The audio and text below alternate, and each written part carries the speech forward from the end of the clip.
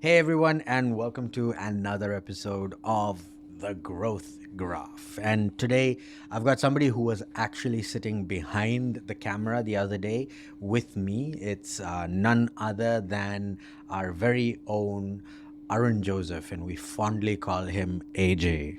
AJ, what's up? What's up, Ben? Nothing much. Great. It's very weird to sit on the business end of the camera.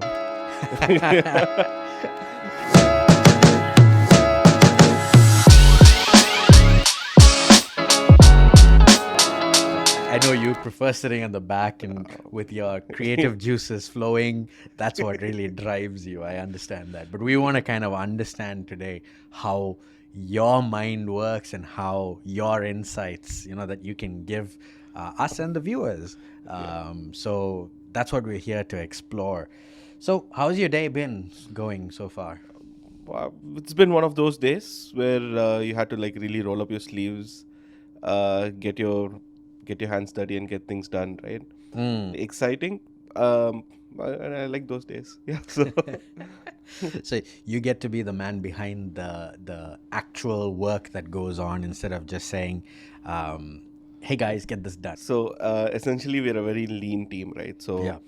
So there's a lot of responsibilities on everybody's plates, and one of our content writers had to call in sick, and I had to like fill in for him. But you're not a Uh, content writer, so how do you I, do I, that? I mean, I can write. it's not like it's not like I've never done that. Right. It's the English language, so Yeah, but that's really not my expertise. I wouldn't say that, but yeah, but we had to get something done, so that was something. I think you were also involved in that very yeah. So I think actively. I know which podcast you're talking about, and it's something that I had handed off to our voiceover artist, but unfortunately he's on leave today, and so I did record it.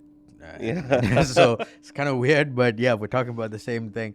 But it was good to go back to that specific format of podcasting. This is one podcast format which I think is really interesting, which is what most people think a podcast is and what most people assume that podcasting should be. However, what we did is slightly different and unique in its approach, Yep. but not unique from where that concept comes from. It's an age-old concept. It's been Yeah. around for many years, and so it's not like this. But this kind of podcast, I think maybe you can kind of give everyone a quick insight on the different type of podcast. Like this is one of those Well, podcasts, yeah. right? So, whenever you say a podcast, right, the image that pops into your head is something very close to this. Two people Two sitting people talking to sitting, or mics. is just one person who has a mic in front of them. Even if it's a just an audio podcast, for Right. example, because that's the most popular, and that's what people have been consuming for a very long time. I guess it's also one of those things that are easier to produce, so people tend to stick with it because it's just quick to create content. Very true. Yes. But there are limitations. There are limitations to either one that we're going to talk about. So this is the most popular one Right. because it has really quick turnaround time, and for people who are putting out podcasts every week, this is a very good format to go back to because you have a conversation, you edit that, and you can put out a podcast by end of the week. But Right. so probably that's one of the reasons why we are doing this in this format as well, because we are trying to record and put out an episode every day. Right. So this really helps us to quickly produce that and push it out by end of the day. But the one that we did was very different, and I'm really excited for that format. Right, it has a lot of storytelling involved in it, and it takes the user on a journey and tells a compelling Yep. story, which I think is amazing. And I think the way you approach it and the way I approach it, because I approach it from a narrative perspective because I'm the one giving the voice to it, is very different. So I only see or hear my side of the whole conversation, and I have to wait for the whole thing to finish before I kind of like see where the other parts stitch in and fit.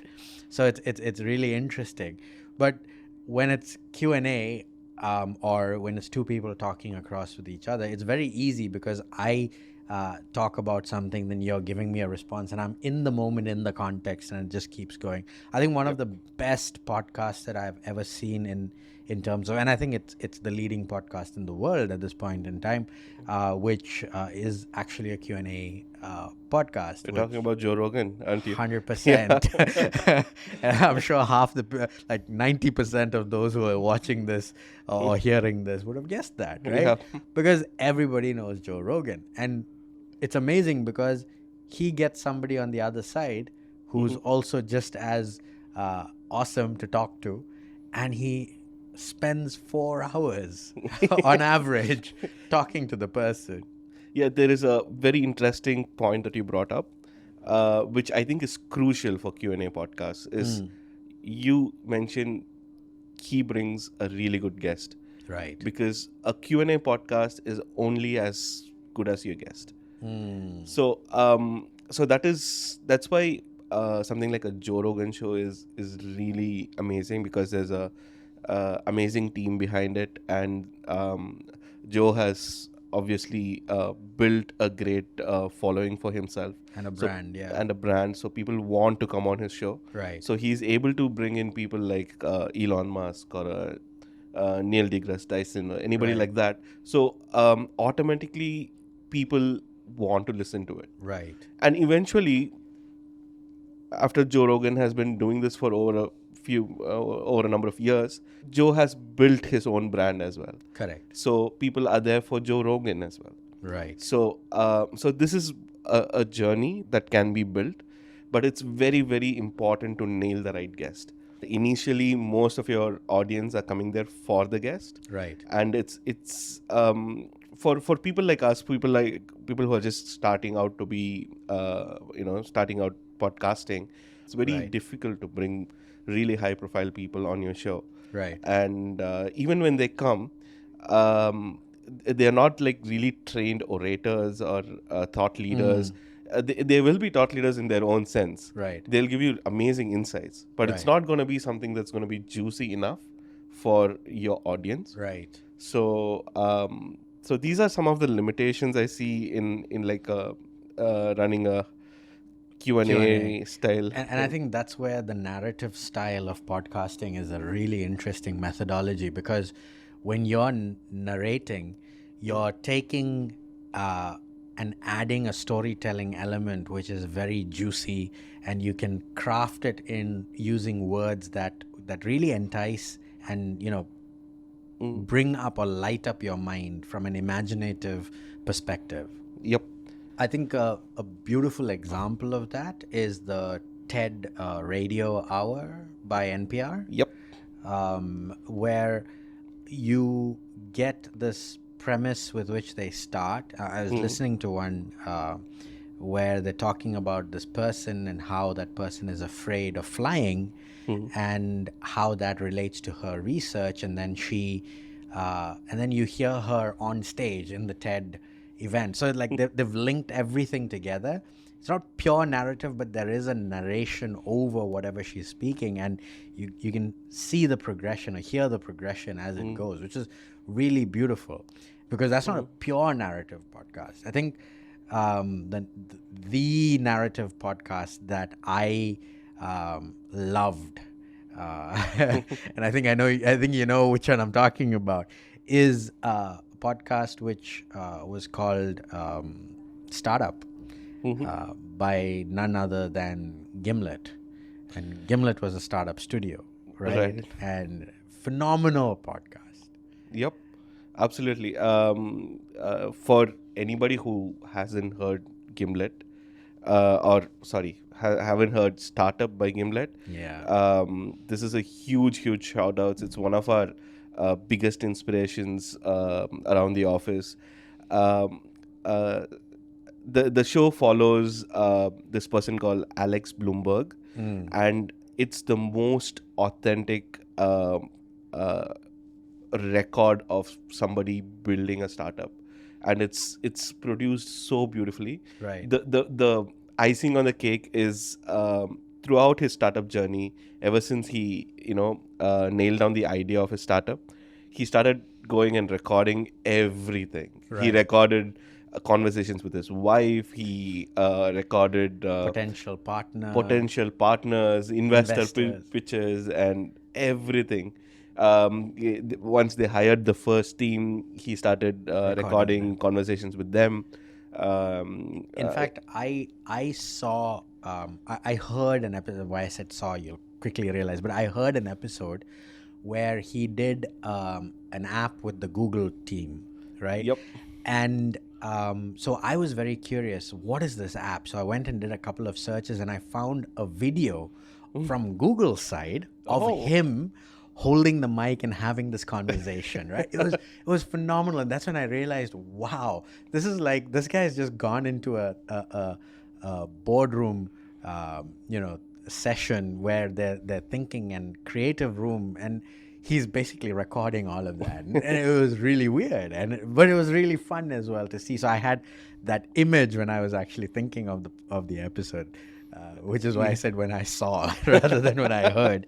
But it's amazing that he was able to hold. In fact, one of the first episodes that I heard was him arguing with, well, not arguing, but him talking to his wife about what type of shoe to wear to meet the investor. And this is before Gimlet even was formed. This is like the idea stage. Right.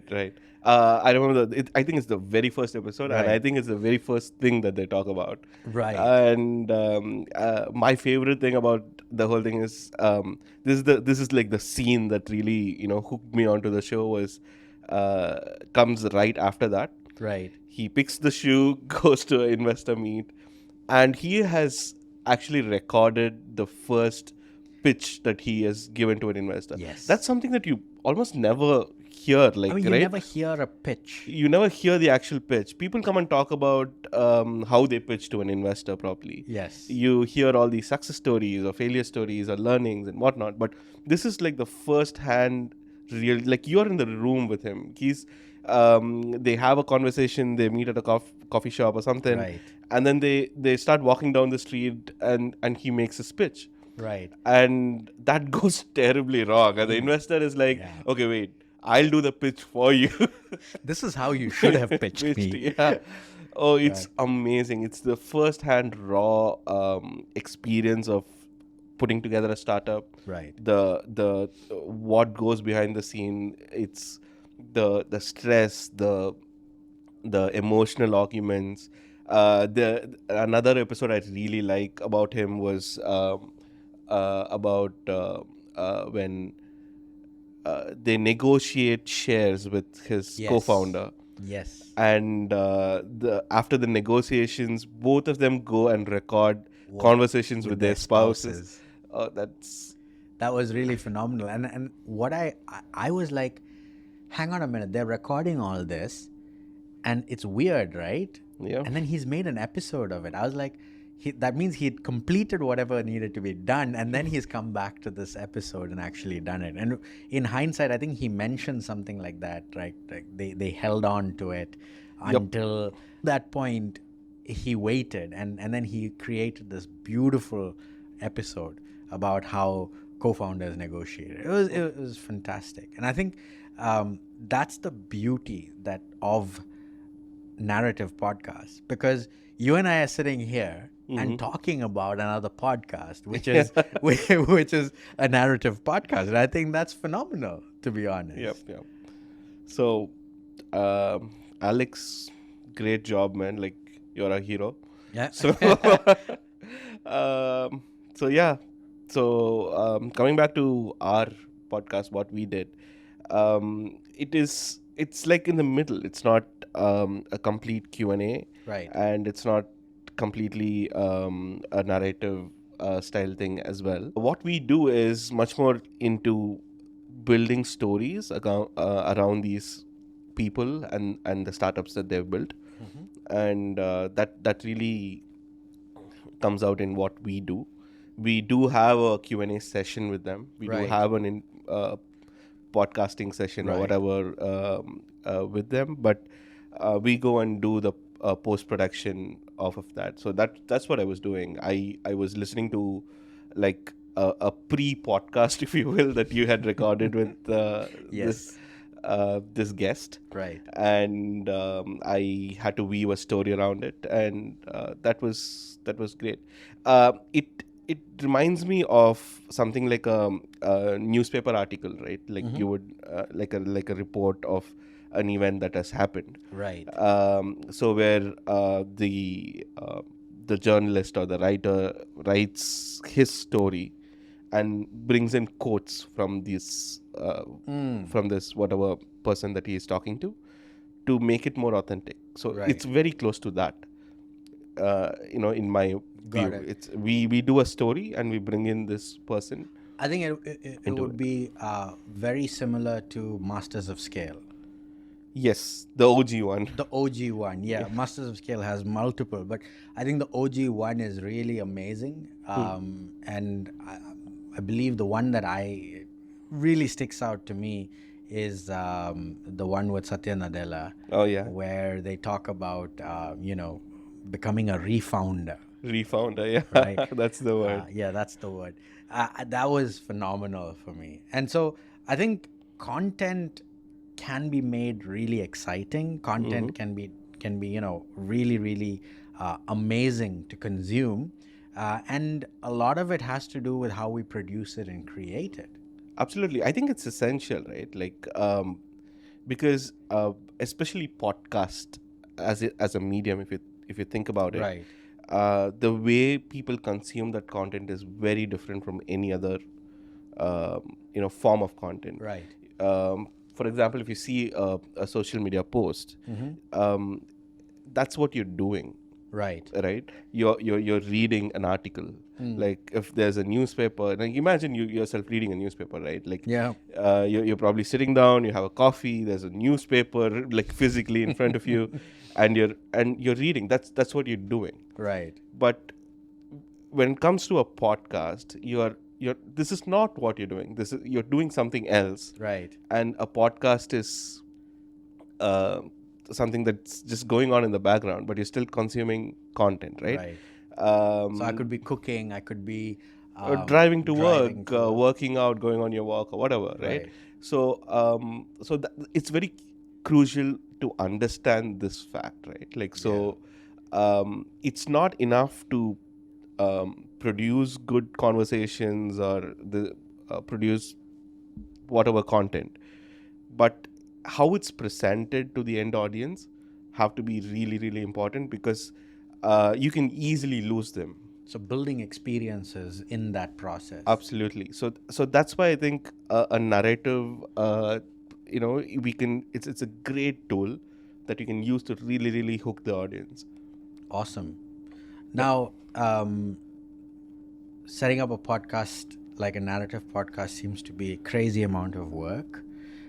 There's a lot of post production, and everyone assumes that post production is insanely difficult. Right. I want to jump and kind of pick your brains on is there a secret weapon that you have in your kitty that you use to make your life so much easier? Because I'm sure a lot of people out there want to know what's the best way to produce a podcast after recording. How do I do post-production? It's actually difficult because a lot of powerful tools are there, but it's very very difficult, and you have to learn the tool. It takes a lot of time to do that, and then master it and become a good production person. But right now, with the advent of AI, there is a ton of software out there that does a lot of things. Like, for example, if the recording isn't clean, you could clean up that sound, right? Yep. There are hardware options, software options, so many different options. What's the secret kitty in your bag that you really, really bank on? Okay. There's one tool that really stands out, right? We use a lot of tools. Right. what really stands out is this one piece of software that we use called Descript. Big shout out to the Descript team, and they've done an amazing job Right. producing this particular tool. So what it basically does is, if you upload a clip, be it audio or video, it's going to create a transcript of the whole thing. So Right. once that's done, now your entire file is in a Word format, right? Like it's in text. It's words. Yeah. Okay. Got Yeah. it. So, and then editing now becomes super easy. It's like editing a Word document. You remove sentences, words, sections, whatever it is, and your edit just happens, be it audio or video. Right. This made editing super efficient for us, because it's no longer just tracks. Right. It's not a It's visual much more. representation of audio. It's now the Yes, actual word it's that is actually there. words, and it's become much more easy for us to you know edit the whole thing, remove sections of it, and whatnot. Right. And Descript does a beautiful job. I think whoever I think most of them doing a podcast would use Descript. Yeah. If you're not, it's time, guys, to just go explore it. You Yep. will fall in love with the tool. I love one of the ads that they do. Is it Descript or is it Descript? Right. So either Yeah. way works. Both are pretty much the same, but yeah, it's an amazing tool. I really, really like it. Yep. And we'd like to very clearly mention this is not a promotional element that we're talking about. Descript hasn't paid us anything for this. This is just tools that we use on a day-to-day basis that we've discovered across whatever we do. And Descript just happens to be one of the coolest tools that we've used. Yep. Absolutely. Awesome. I mean, one piece that I really would like to leave back is just get it done, right? Like, people think too much about, you know, doing things that meets a particular quality, or so that's always going to be a little difficult. There's always going to be learning curves that you do, but Right. I think the key is to get the momentum, get the rhythm, and take baby steps, but take that baby step. Right. Yep. Awesome. So just do it. Stop procrastinating. Yep, absolutely. That's the underlying key. Awesome. Go out, make your own podcasts, make your own content. There's tons of things that you could do, and content is pivotal as a growth metric. You need a lot of content, and you have a lot of content in the B2B world as organizations. And I think a lot of organizations miss that. It's there. It's just we haven't put it out yet. And we need to package it in this way or that way. And I think that's where you're coming in from and saying, just do it. Yep. There's always easy ways to do things, right? Right. Recording a podcast, for example, you want your sound to sound great. And that is like, okay, now I have to buy a decent microphone, and which one?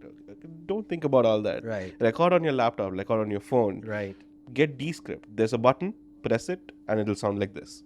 Right. Exactly. Awesome. Yeah. Well, that's it from us here at the Growth Craft Studio.